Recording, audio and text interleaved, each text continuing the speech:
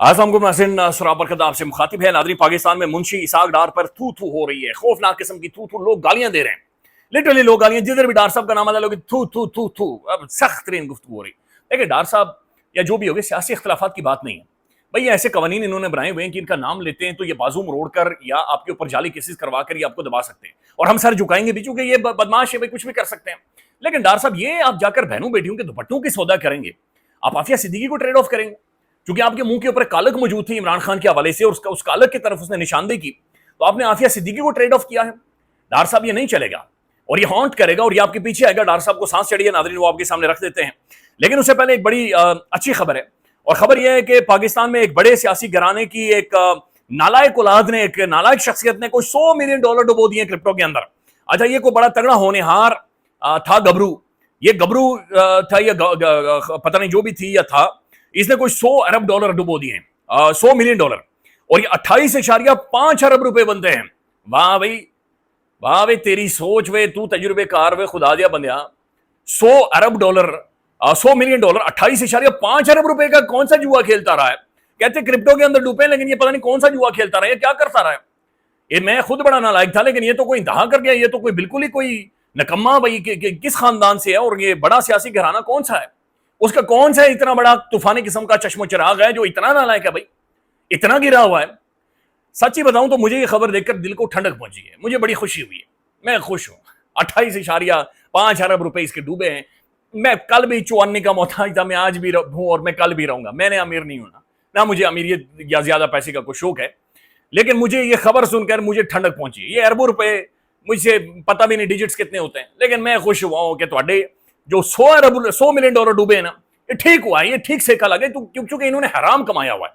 ये कभी भी हलाल, ये बहुत बड़े एंटरप्रेन्योर्स नहीं है, ये बहुत बड़े मेडिकल साइंस के अंदर इन्होंने नई जिद्दत नहीं मुतारिफ करवाई हुई, कोई साइंसदान नहीं है, ये कोई सॉफ्टवेयर इंजीनियर्स नहीं है, ये कोई एआई के अंदर इन्होंने प्रोग्रेस नहीं की हुई, ये कुछ भी नहीं है।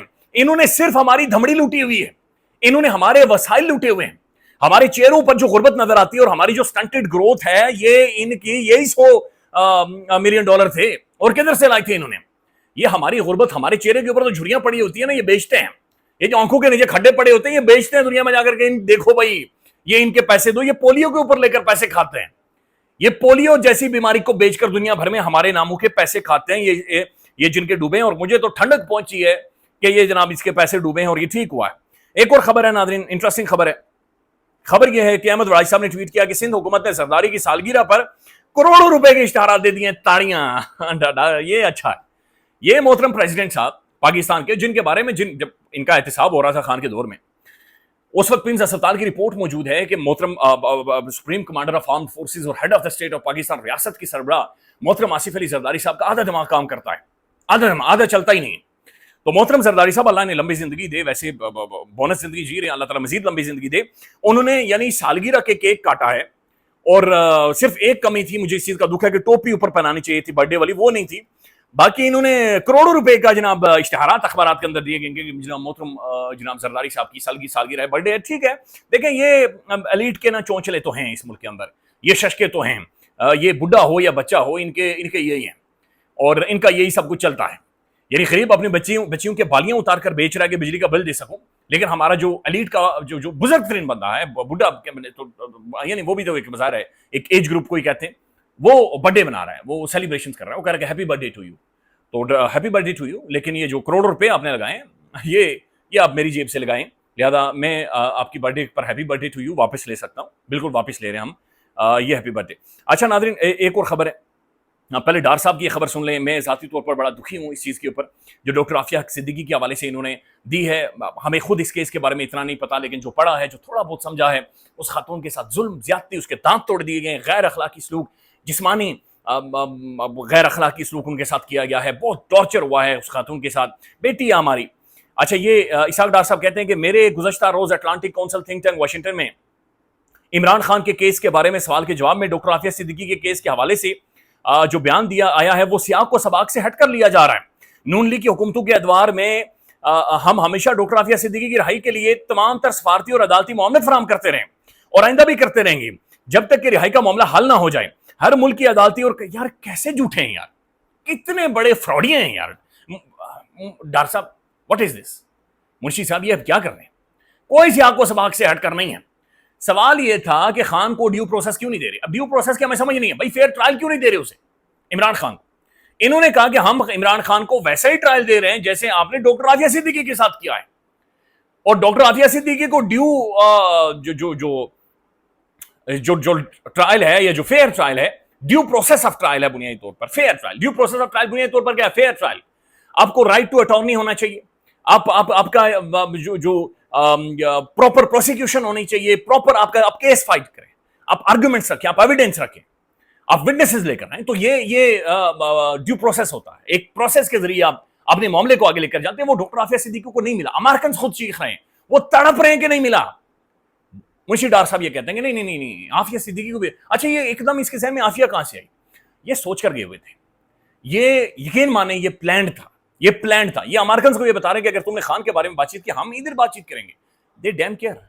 اور پھر یہاں پر ڈار صاحب مضحکہ خیز بات یہ کر رہے ہیں کہ ہم برج کا رول پلے کریں گے چین اور امریکہ کے. بھائی یعنی امریکنز ہنس رہے ہوں گے یار, وہ ہنس رہے ہوں گے, یقین مانیں ہنس رہے ہوں گے. تو ڈار صاحب اب یہ کہہ رہے ہیں کہ سیاق و سباق سے ہٹ کر لیا گیا ہے. ڈار صاحب کوئی سیاق و سباق سے ہٹ کر نہیں لیا گیا. آپ نے یہ جرم کیا ہے, اور اس جرم کے بعد جو پاکستان کے اندر ریئیکشن بلڈ ہو رہا ہے وہ بالکل ایسا ہی ہے. 2 ٹویٹ میں آپ کے سامنے رکھتا ہوں جو بڑی پرومیننٹ سٹیٹمنٹ ہے. پہلی ٹویٹ ہے محترم ہارون رشید صاحب کی. کہتے ہیں اسحاق ڈار نے جو بیان دیا ہے, جو بیان قوم کی مجروح اور مظلوم بیٹی عافیہ صدیقی کے بارے میں دیا ہے, اس پر خاموشی جرم ہے. اس شخص سے مستعفی ہونے اور معافی مانگ کر سیاست چھوڑنے کا مطالبہ کیا جائے. محض مطالبہ نہیں ہونا چاہیے, اسے ایک عوامی تحریک کی شکل دے کر کچلا جائے. کچلا تو انہوں نے نہیں لکھا, کچلا میں یہ کہہ رہا ہوں کہ بھائی اس کا سیاسی کیریئر کچلا جائے. اتنا بولا آدمی, بس چلے تو ملک بیچ ڈالے. بیچ دیا ہے میرے خیال میں. ہم کھڑے ہیں, ہم ابھی بھی جا کر سودے لگا رہے ہیں, ہم سودے بازی کر رہے ہیں ٹرمپ کے ساتھ اپنے جو منرلز اینڈ مائنز ہیں. اور وہاں پر بھی ڈار صاحب نے کہا کہ $8 ٹریلین ہماری زمینوں کے نیچے ذخیرے پڑے ہوئے ہیں. $8 ٹریلین پڑے ہوئے ہیں جناب خیبر پختونخوا میں, بلوچستان میں. یا ایک اور ناظرین اس کے اوپر ٹویٹ میں آپ کے سامنے رکھنا چاہ رہا ہوں, یہ محترم طارق متین صاحب کا ہے. یہ لکھتے ہیں کہ عمران خان کی سزاؤں کو درست ثابت کرنے کے لیے امریکہ میں امریکیوں کے تلووں میں بیٹھ کر اس بزدل بے شرم انسان نے عافیہ صدیقی کی سزا کو درست قرار دیا ہے. کس قدر نیچ ہیں یہ لوگ, تھو ہے ایسے اقتدار پر, جوتوں کے مستحق ہیں یہ لوگ. اور یہ سینٹیمنٹ ہے, یہ عوام کا سینٹیمنٹ ہے. یہ طارق متین صاحب نے خود سے نہیں لکھا ہوا, یہ ریئلٹی ہے, یہ حقیقت ہے. اور منشی صاحب کہہ رہے ہیں سیاق و سباق, کوئی سیاق و سباق سے ہٹ کر نہیں لیا, کوئی سیاق و سباق سے نہیں. اور یہ کہہ رہے ہیں کہ مسلم لیگ نون کی گورنمنٹ عافیہ صدیقی کے بارے میں ہمیشہ جناب معاملات کو انٹرنیشنلی اٹھاتی ہے. جھوٹ ہے, بالکل فراڈ ہے. آپ صرف جا کر گوگل پر یہ پڑھیں کہ توہین عدالت کا جو پرائم منسٹر اور ان کی کابینہ مرتکب ٹھہری ہے, کیوں ٹھہری ہے. بس صرف اتنا پڑھیں جا کر, آپ کو پتہ چلے گا کہ انہوں نے جا کر اسلام آباد ہائی کورٹ کے اندر جا کر یہ رپورٹ ریاستی لا آفیسر کے ذریعے جمع کروائی ہے کہ ہم عافیہ صدیقی کے کسی بھی معاملے کو امریکن کورٹ کے اندر حکومت کری, ہم پر اس کی پیروی کوئی نہیں کریں گے, ہمارا اس سے کوئی لینا دینا نہیں. انہوں نے اس بیٹی کو بیچا ہے, پہلے پولیٹکس کے لیے اور اب ان تمام تر معاملات کے لیے بیچا ہے. ناظرین, عمران خان صاحب کے بیٹوں کا بہت زیادہ ذکر ہو رہا ہے. میں ابھی ایک ویلاگ دیکھ رہا تھا, پرومیننٹ جرنلسٹ پاکستان کی ہائیلی کوالیفائڈ چند صحافیوں میں سے یہ ایک ہیں شفا یوسفزائی صاحبہ.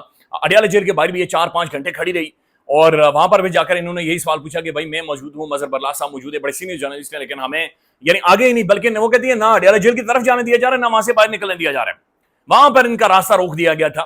تو یہ انہوں نے ایک ویلاگ کیا ہے جس کے اندر وہ فرما رہی ہیں کہ اگست میں عمران خان صاحب کے بیٹے یقینی طور پر پاکستان آئیں گے, اور وہ کہہ رہے ہیں کہ یہ ڈیولپمنٹ آپ آبزرو کیجئے گا چونکہ ان کے بیٹے پاکستان میں آئیں گے. اچھا, میں خود اس کے اوپر میری کچھ ایک انالیسز شاید ادھر ادھر تھی, جہاں پر میں بات چیت کر رہا تھا کہ ان کی ٹرمپ کے ساتھ ملاقات نہیں ہوئی, جے ڈی وینس کے ساتھ ملاقات نہیں ہوئی, یا انہوں نے بین الاقوامی انٹرویوز نہیں دیے. تو اس کے بعد میں نے شفا یوسفزائی صاحبہ کا بھی ویلاگ دیکھا, پھر اب اگر ڈاکٹر موہت کو بھی سنیں, پھر حبیب اکرم صاحب کو بھی سنیں, تو سب ایک ہی چیز کی طرف اشارہ کر رہے ہیں کہ بھائی یہ انٹرنیشنل ملاقاتیں ہیں, اور وہ پولیٹیکل پرسنالٹیز نہیں ہیں.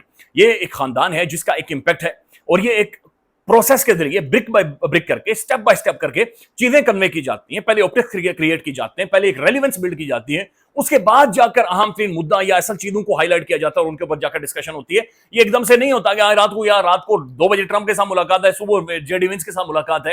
پروسیس ہے, سلولی کر کے یہ چیزیں ٹائم لیتی ہیں, اور اگست میں وہ آ جاتے ہیں اور تحریر جس طریقے سے بلڈ ہو رہی ہے. اچھا, یہ بات ذہن میں رکھنی ہے کہ جو عمران خان کے حوالے سے 5 اگست والی تحریک ہے, یہ اچانک سے بوم آپ کو نظر آئے گا. یہ پی ٹی آئی کام کر رہی ہے, یہ کام ہو رہا ہے, لوگ سڑکوں پر نظر آ رہے ہیں, اور یہ مومنٹم آہستہ آہستہ کر کے آپ دیکھیں گے ایک دم سے پھٹے گا, اور یہ بلڈ ہوگا.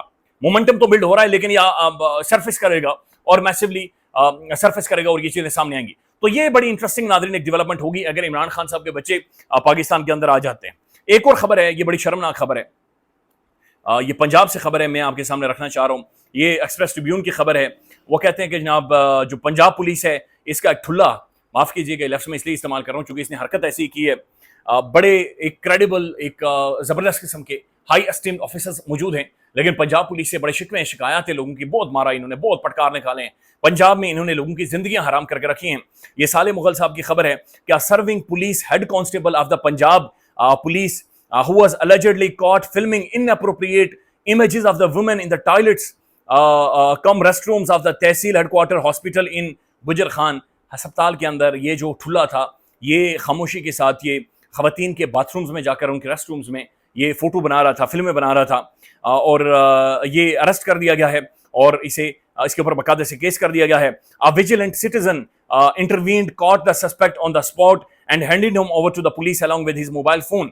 یہ کہہ رہے ہیں کہ وہاں پر ایک شہری موجود تھا جو کہ بڑا تگڑا تھا, اس نے اسے پکڑا ہے فلمیں بناتے ہوئے, تصویریں بناتے ہوئے. تو اندازہ لگائیں کہ باوردی پنجاب پولیس کا ایک پولیس والا ٹھلا یہ کیا کر رہا تھا کہ یہ کیمرہ لے جا کر باتھ روم میں خواتین کی تصویریں فلمیں بنا رہا تھا. تو پنجاب کے اندر فلمیں بن رہی ہیں, پنجاب کے اندر سیٹیاں بج رہی ہیں, اور یہ ساری صورتحال ہے جو کہ جاری ہے. تو یہ بڑی افسوسناک صورتحال ہے جو کہ ہو رہی ہے. پھر ناظرین ایک اور بڑی انٹرسٹنگ ڈیولپمنٹ ہوئی جو ڈی چوک میں 26 نومبر کو ایک شخص کو نماز پڑھتے ہوئے اوپر سے گرایا گیا تھا. بہت افسوسناک ہے, بہت ہی زیادہ افسوسناک ہے, ایسا نہیں ہونا چاہیے. لیکن دیکھیں ایک نا ریئلٹی بیس بات یہ بھی ہے کہ بھائی ایسی جگہوں پر چڑھ کر نماز نہ پڑھیں, ایسی جگہوں پر کوئی ضرورت نہیں ہے چڑھنے کی جہاں پر آپ کی جان کے لیے خطرہ ہو, اور یہ عمل اسلام میں بھی پسند نہیں کیا جاتا. اس کے بعد جو کچھ آفیشلز نے, ریاستی آفیشلز نے کیا ہے, یہ تو یزیدیت تھی, یہ تو فرعونیت تھی, یہ تو بدماشی, اور یہ محسوس ہو رہا تھا کہ پاکستانی نہیں ہے, پاکستانی نہیں ہے. یعنی ہمیں تو یہ سکھایا گیا ہے, بتایا گیا ہے کہ کوئی نماز پڑھ رہا ہو اس کے سامنے سے آپ نے نہیں گزرنا, گناہ ملتا ہے. اور یہاں پر ایک شخص نماز پڑھ رہا تھا, نماز کی حالت میں اسے اٹھا کر نیچے پھینک دیا گیا تھا. آج وہ اڈیالہ جیل کے باہر موجود تھا, وہاں سے اٹھایا گیا, آج وہ اڈیالہ جیل کے باہر عمران خان کے لیے موجود تھا. خیال رکھیے گا, اپڈیٹ کریں گے. اللہ حافظ.